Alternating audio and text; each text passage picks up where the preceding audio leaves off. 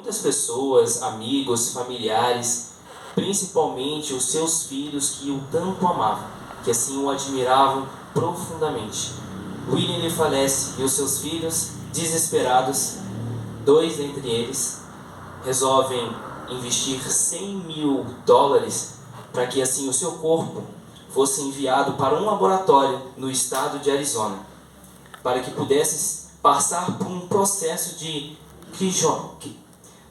criogênia, que era uma realidade que era como se fosse uma geladeira na qual a pessoa ficasse, e que assim, em temperaturas muito abaixo de zero, em extremas, em cerca de 120 a 180 graus abaixo de zero.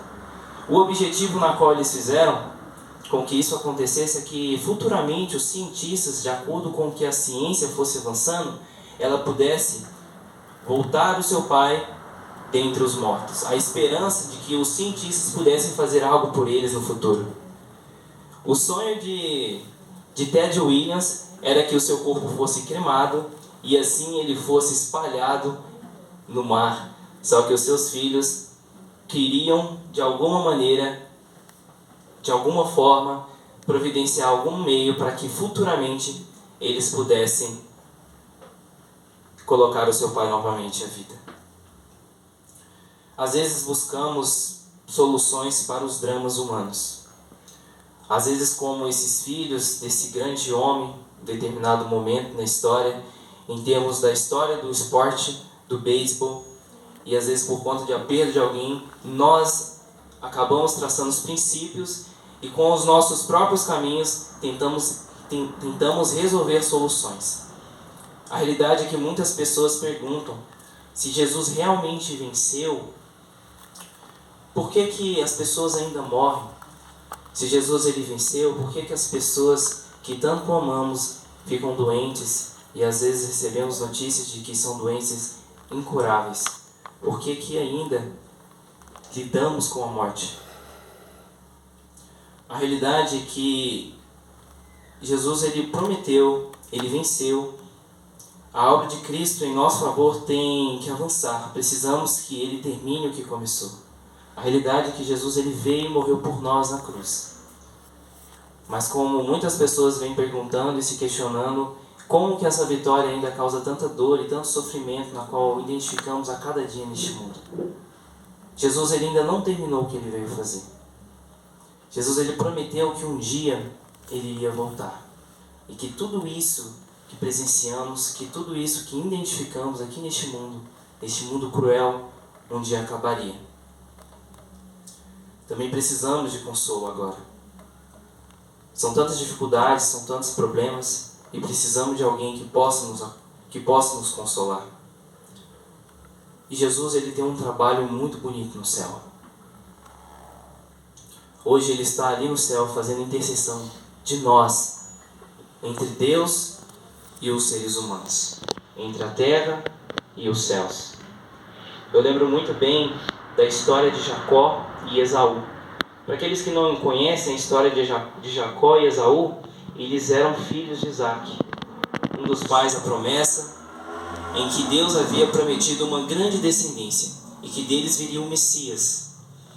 E assim muitos seriam abençoados pelo seu nome. A profecia tinha dado a Isaac que Jacó ele seria o herdeiro da promessa. Mas Jacó fez normalmente o jeitinho dele e ele acabou tropeçando nos seus caminhos, às vezes com medo de que o irmão pudesse tomar conta da promessa na qual lhe foi concedida.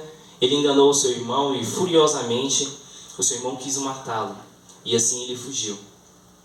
Ele fugiu no deserto e ali sozinho naquele lugar ele colocou como a sua cabeceira uma pequena pedra e assim ele dormiu. E Deus de uma forma confortante mostrou a ele um sonho, uma escada dourada que ligava a terra e o céu.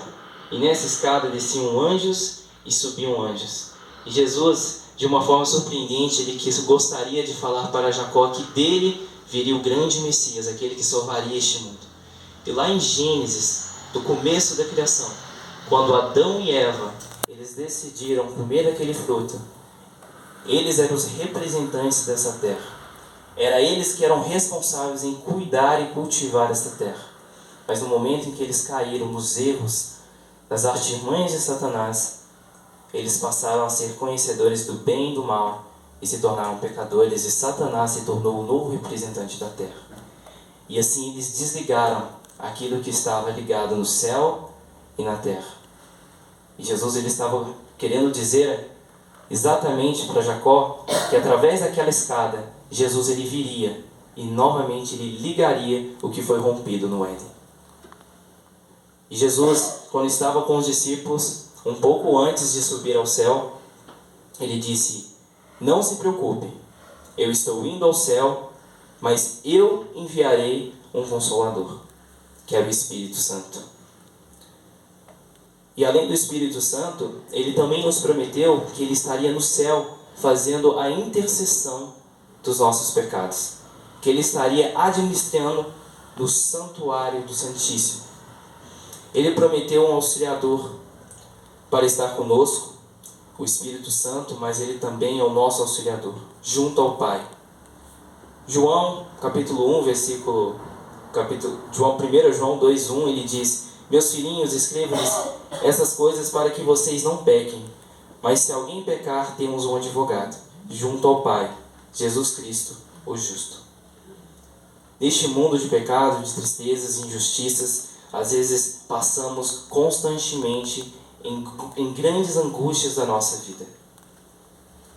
João, na ilha de Patmos, ele se encontrava provavelmente decepcionado. Era o último discípulo, aqueles na qual o acompanhavam durante todo o ministério de Jesus. Ele era o único em que restava. Ali, em várias situações, ele foi envenenado, ele foi colocado em um caldeirão de um óleo fervente, mas ele não havia morrido porque Deus tinha um plano para ele.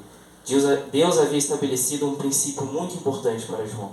E João, naquela ilha, chamado Patmos, angustiado, triste, porque assim ele havia sido exilado e assim ele havia sido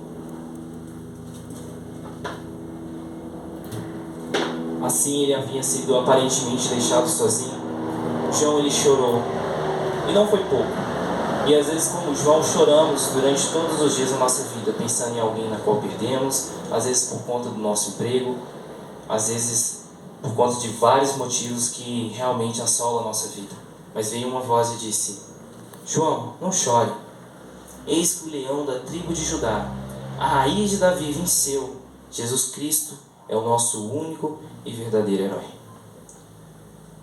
Deus havia trazido algumas instruções bem detalhadas sobre a realização dos sacrifícios de animais. Os sacrifícios de animais, como bem aprendemos durante toda essa semana, era muito importante porque ela representava a remissão de pecados. Um cordeiro imaculado, no caso sem defeito, ali de um ano, era separado. E assim o sacerdote, que era o representante, que fazia todo aquele ato cerimonial, ele era o responsável em estar fazendo o sacrifício daquele animal. E assim o sangue ele era escorrido, e aquela cerimônia simbolizava que os pecados do povo deveriam estar interruptamente cobertos pela intercessão. E isso apontava unicamente para Jesus Cristo, que ele seria o pecado. Na verdade, ele seria o cordeiro que tirava o pecado do mundo. E ele se fez pecado por nós, unicamente para nos salvar. Mas além disso, os sacerdotes também deveriam apresentar o sangue dos animais sacrificados diante de Deus para fazer expiação pelo pecado. Eles ministravam no pátio, onde queimavam as ofertas no interior do santuário, onde aspergiam o sangue. Dentro do santuário, eles faziam as cerimônias muito importantes dos animais, e o santuário era dividido em 2 compartimentos. Dentro do santuário tínhamos o Santo e tínhamos o Santíssimo.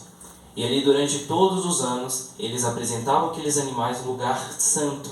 Mas uma vez ao ano, no lugar santíssimo, ele pegava o cordeiro, o sangue do cordeiro, e apresentavam diante do Senhor, que era o lugar onde ficava o Santíssimo. Conhecemos como Shekinah, que é a presença de Deus, e é exatamente ali aonde ficava. Quando Cristo brandou na cruz, e ele disse, está consumado, e quando ele morreu, A expressão de João e os outros evangelhos também dizem que o véu ele foi rasgado e não havia mais a necessidade de fazer sacrifícios de animais, justamente porque Jesus Cristo, o Cordeiro, já havia morrido por nós. E todas aquelas representações que apontavam para Jesus Cristo, não havia mais a necessidade de serem feitas justamente porque Jesus havia morrido por nós. Ele nos substituiu ali de uma vez por todas. Instituído pelo Cristo como oferta do pecado. Igualmente, o trabalho dos sacerdotes foi substituído pelo sacerdócio de Cristo. Da mesma maneira como não havia mais a necessidade de cordeiros serem sacrificados, da mesma maneira também não havia mais a necessidade de um sacerdote terrestre. Mas aí a realidade nesse conceito é que Jesus ele passou a ser o sumo sacerdote, não terrestre, mas o sacerdote celeste. Quando foi passadas as instruções para Moisés ali no deserto, e foi indicado e pedido para que ele fizesse um santuário, que ali dentro daquele santuário era necessário que fizesse sacrifícios, ele instituiu sacerdotes e também sumos sacerdotes para que pudessem administrar. E que assim apontassem para o Cordeiro, aquele que tiraria o pecado do mundo. Mas quando ele morreu, não havia mais a necessidade de morte de animais e também nem mais a necessidade dos sacerdotes. Mas Jesus, ele tomou esse título e se tornou o sumo sacerdote dentre nós. Ele intercede por nós no céu, como nosso auxiliador, como advogado apresentando o seu sangue. Todos os momentos em que pecarmos e sempre que Satanás apontar o seu dedo em nossos rostos, em nossos corações e dizerem: a alma que pecar certamente morrerás, Jesus ele irá apresentar o seu sangue e disse: eu morri por você. E ele estará diante do Pai e falará: eu morri por eles. Eu trouxe a paz, eu trouxe a vida a esses homens. Então ele é o nosso advogado. É ele que está juntamente com o Pai intercedendo por nós. Pela fé, temos certeza de que Cristo intercede por nós. Porque Ele nos representa diante do Pai. E que todos os nossos pecados sejam cobertos por sua obra vicária. E assim, constantemente, precisamos ter fé no Senhor. Porque isso não vem de nós, mas é dom gratuito de Cristo Jesus. Quando os discípulos estavam com Jesus, um pouco antes da morte de Cristo na cruz, eles fizeram algumas perguntas. Falaram para ele, disseram: Senhor, como sucederá os finais dos tempos? Provavelmente curiosos por conta de muitas partes das Escrituras que falavam sobre os finais dos tempos. Durante a lição da escola sabatina, falamos muito sobre a volta de Jesus e é exatamente sobre isso que precisamos embasar, precisamos esmiuçar, que é aprender um pouco mais sobre essa definição muito importante nas nossas vidas, porque Daniel, capítulo 8, versículo 14, ele diz sobre que o santuário seria purificado, e isso levaria 2.300 tardes e manhãs, ou 2.300 anos. É um assunto um pouco complexo, mas dizendo de uma forma resumida, é claro que a irmã, imagino que não tem um conhecimento claro sobre, os irmãos posteriormente poderiam explicar, e que assim a senhora pudesse ficar um pouco mais ciente sobre o assunto, não somente, mas imagino que algum outro que esteja aqui. Mas o foco dessa mensagem, dessa profecia de Daniel, das 2.300 tardes e manhãs, dos 2.300 anos, eles apontam exatamente para o tempo do fim. Que essa data ela apontaria especificamente sobre o início do ápice do final dessa história.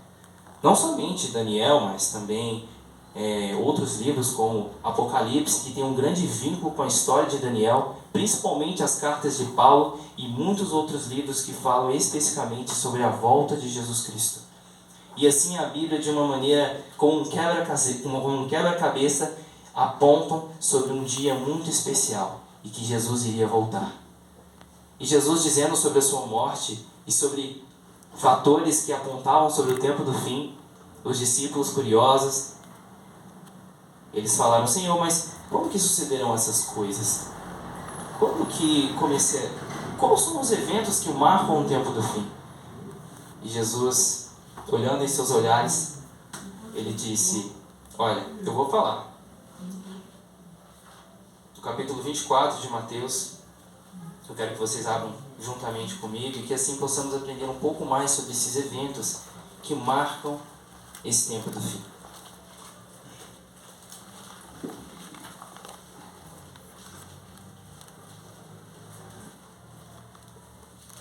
O princípio das dores. Todos acharam? Amém? Misericórdia? Conseguiu achar, irmã? Tudo certo?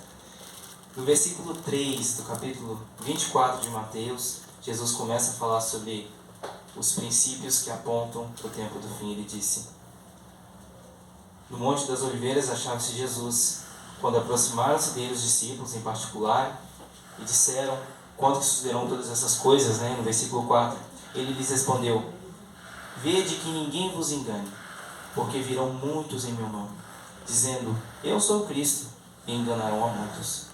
É por isso que é muito importante que possamos estarmos presos nos caminhos da palavra do Senhor, porque se não formos praticantes da palavra e assim só apenas ouvinte, virão muitos no nome do Senhor Jesus e assim enganarão a muitos.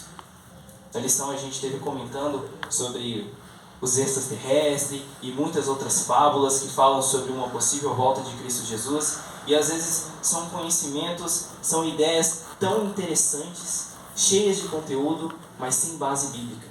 A realidade é que muitas pessoas, infelizmente, elas enxergam a Bíblia na luz da filosofia e acabam esquecendo da inspiração na qual ela tem e na qual a verdade é importante para nós. Às vezes tomamos ouvido as outras fábulas que são fábulas de homens, são preceitos de homens, e às vezes por nos separarmos da verdade, por ouvirmos os homens, em muitas situações somos enganados. Mas não somente isso, Jesus ele continua dizendo e fala no versículo 6, e certamente ouvireis falar de guerras e rumores de guerra. Vede, não vos assusteis, porque é necessário assim acontecer, mas ainda não é o fim. Porque se levantará nação contra nação, reino contra reino, e haverá fome e terremoto em vários lugares. Porém, tudo isso é o princípio das dores. Então sereis atribulados e vos matarão. Sereis odiados de todas as nações por causa do meu nome. Nesse tempo muitos hão de se escandalizar, trair e odiar uns aos outros. Levantar-se-ão muitos falsos profetas e enganarão a muitos. E por se multiplicar a iniquidade, o amor se esfriará de quase todos. E a gente tem observado isso nos dias em que vivemos? Com certeza. Mas Jesus ele fala que é o princípio das dores, porque naquele tempo, tudo isso na qual está sendo nos informado hoje, nesse momento, já acontecia naquela antiguidade. O amor entre o próximo, guerras. Logo depois que Jesus morreu e sucessivamente, depois de alguns 30 a 40 anos, a cidade de Jerusalém ela foi tomada e houve grande chacina, grande morte naquele lugar. Muitos judeus foram mortos. E durante séculos e séculos há grandes guerras e as pessoas lutam contra as outras. O amor entre o próximo se esfria a cada dia. As pessoas elas não têm humildade no coração. Eu conversei com o Senhor antes de ontem e ele bateu na minha porta e assim eu recebi com muita felicidade, alegria. Ele estava vendendo algumas meias. Foi ontem. Foi ontem. Foi ontem? Foi ontem mesmo. Aí o tempo passa tão rápido que a gente vai comendo os dias. Mas eu olhei para ele e vi algo muito especial naquele homem. E ele estava triste, angustiado, porque eu não sei se era um morador de rua, mas era uma pessoa muito simples, as suas vestes. E ele se abriu para mim, ele disse que normalmente ele cumprimenta as pessoas não olham para ele, não o cumprimentam. E às vezes pequenos gestos fazem grandes diferenças. Ele estava um pouco triste, angustiado. Eu senti Deus tocando no meu coração e assim eu entreguei um livro para ele e disse, olha, todas essas coisas já foi nos avisados de antemão. Mas não tema, tudo isso já acontecia há muitos anos atrás e assim, infelizmente, a tendência é que piore. E o amor entre o próximo, infelizmente, ele vem introduzindo nas nossas vidas. Ele vem fazendo parte dos nossos caminhos. E a gente normalmente sempre nos perguntamos, nos questionamos: quando acabará? Quando terminará e extinguirá todas essas coisas, todos esses princípios?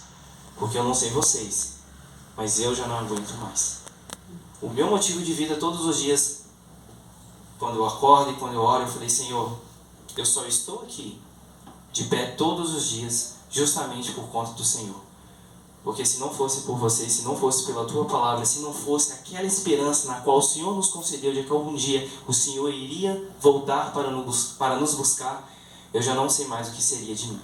Eu não sei qual que seriam os propósitos da vida. E assim, muitas pessoas têm perguntado qual que é o sentido da vida. A realidade é que sem Jesus não há sentido da vida. Por isso que Ele nos chama para que possamos ir até Ele e que assim possamos encontrar o sentido necessário em nossos caminhos. Cristo virá sobre as nuvens do céu. Mas para quem Ele vem? O versículo 38 do capítulo 24, na verdade no versículo 37, vamos no 36, diz assim: mas a respeito daquele dia e hora ninguém sabe, nem os anjos do céu, nem os filhos, senão o Pai. Pois assim como foi nos dias de Noé, também será a vinda do Filho do Homem. E eu fico imaginando o contexto em que